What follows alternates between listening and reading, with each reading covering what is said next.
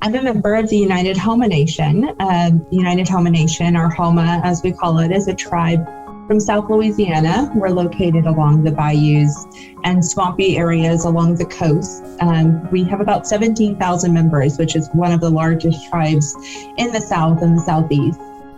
So my tribe is located along the southern bayou regions of Louisiana because whenever the government was removing a lot of tribes to the Trail of Tears, our tribe and some other related tribes instead hid down into the bayous and swamps of South Louisiana. But our culture was really, like I think a lot of other tribes, though, what links us is a really big tie to the land and a tie to living off of the land, respecting the earth and giving back to the earth, and really trying to live in unity with the earth and everyone around us.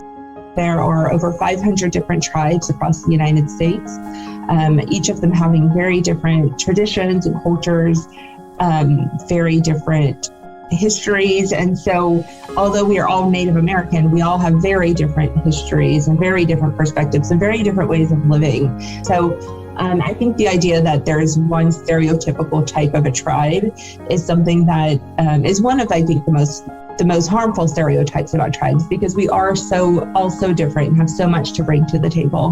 When I was growing up, a lot of people would ask, "Oh, tribes still exist?"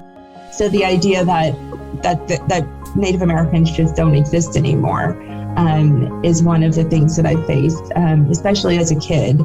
Which was odd because I lived in a place that had a lot of Native Americans. People were just looking for a stereotypical look. They were looking for darker skin and maybe feathers somewhere, or a teepee, or, that you're going to talk in a certain way. And so there's a lot of misconceptions about what an Indian should look like to other people.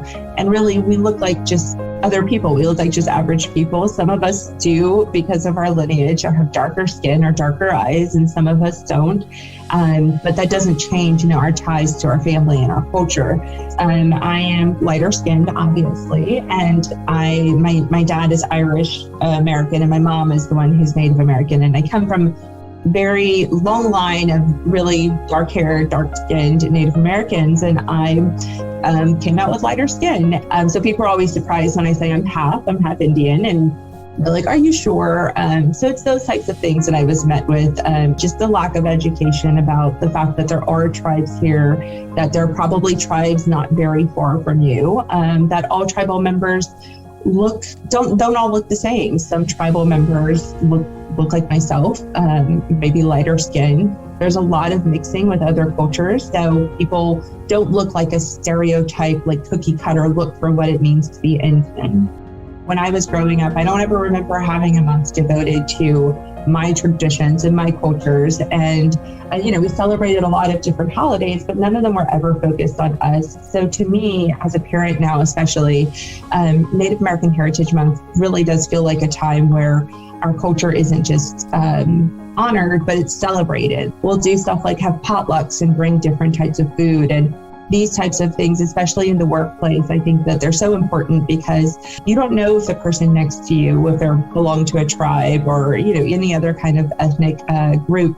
And it really is important for me to be able to share that, to feel accepted, to feel celebrated, and to also be able to look to other people's cultures and share that with them.